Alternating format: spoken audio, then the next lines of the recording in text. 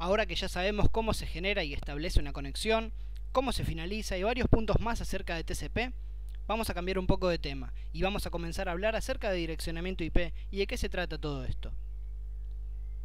A cada equipo que pertenezca a una red le debemos otorgar una dirección IP.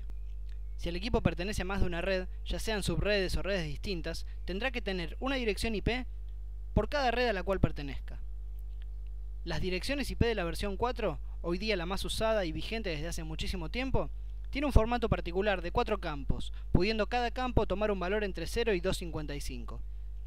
Esto se debe a que se basa en el sistema binario, siendo que cada campo cuenta con 8 bits o en su defecto un byte. Para los que no entiendan bien el sistema binario, aquí tenemos una pequeña tabla comparativa.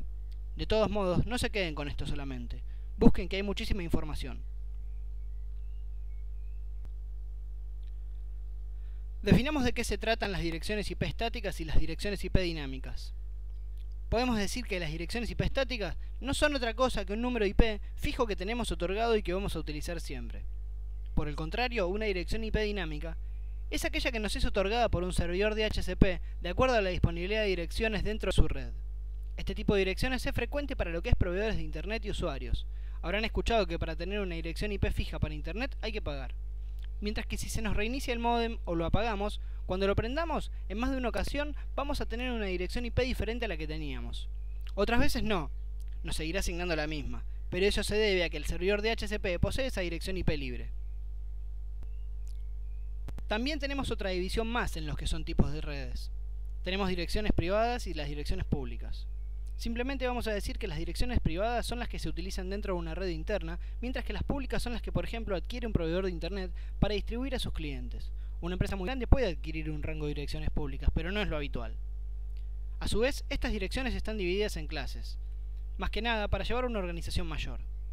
Se diferencian en la cantidad de hosts o equipos a los cuales se les puede asignar direcciones. Estas clases son 5. 2 no están utilizadas actualmente, que serían las tipo D y E.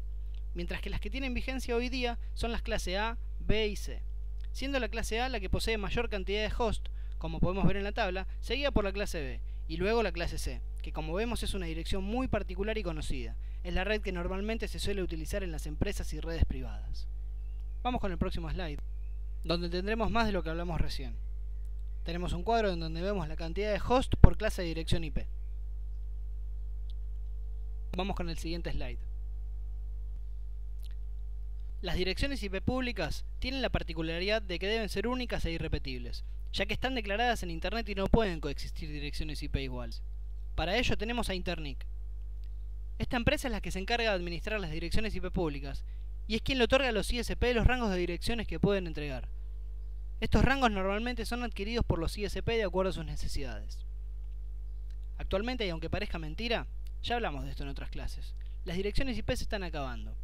Para ello ya tenemos vigente la versión 6 de IP, conocida como IPv6.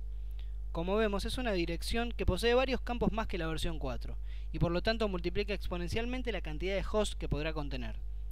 Esta dirección, pese a ya estar vigente, todavía no se está implementando a nivel proveedores de Internet y usuarios. Aquí vemos una tabla de comparación entre una y otra, y vemos que IPv6 posee un número impronunciable de cantidad de hosts. Vamos con la próxima diapositiva. El motivo principal del agotamiento de IPv4 es claro. Cada vez tenemos más dispositivos que requieren una dirección IP, ya sea teléfonos, consolas de video con conexión Wi-Fi o más y más computadoras. Incluso siendo sarcásticos, en breve hasta nuestra tostadora va a traer una placa de red para avisarnos por mail que ya están listas las tostadas. Para paliar un poco esta situación, las compañías que nos brindan Internet lo hacen a través de servidores proxy mediante una técnica denominada NAT. NAT en inglés quiere decir Network Address Translation, en español, traducción de direcciones de red. ¿Cómo funciona esto? Normalmente los routers que entregan las direcciones IP nos rutean hacia Internet y son los que manejan NAT. La teoría es mucho más sencilla la lógica que estos poseen dentro para llevar a cabo estas tareas, y podemos explicarlo de la siguiente manera. Cuando un equipo con dirección IP privada dentro de una red LAN hace una petición a Internet, por ejemplo a un sitio web, la misma sale por la puerta de enlace. El router toma la dirección IP de la máquina que hizo la petición, la almacena en una tabla interna y le cambia el origen por su dirección de Internet. Cuando la petición vuelve a él, revisa su tabla y cambia la dirección destino por la del equipo que hizo esta petición, enviándole los paquetes a este equipo en particular. Esto es lo que se utiliza para compartir una dirección IP pública entre varios equipos y así poder compartir Internet. Las direcciones IP están divididas en partes de red y partes de host. Cuanto menos campos posee la parte de red, quiere decir que podrá abarcar más hosts. Y cuanto menos campos posea la parte de host, quiere decir que esta red se asemejará más a lo que es una red privada.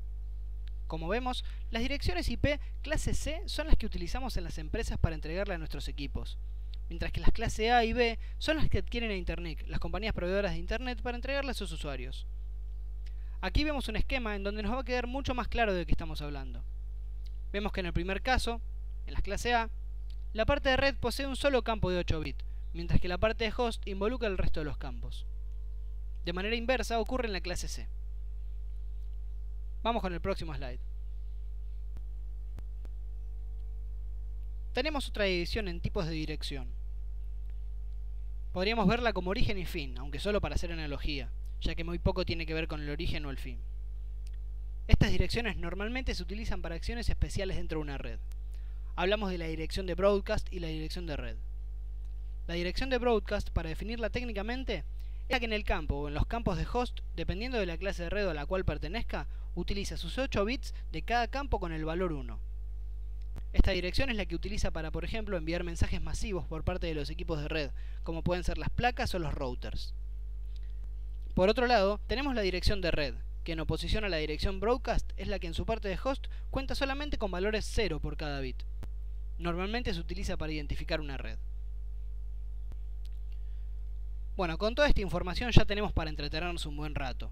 En nuestra próxima entrega continuaremos con todo esto, ya que hay muchísimo más para aprender.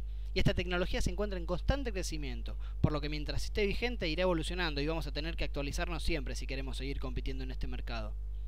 Ahora ya pueden responder el cuestionario y durante la semana las preguntas que irán apareciendo día a día.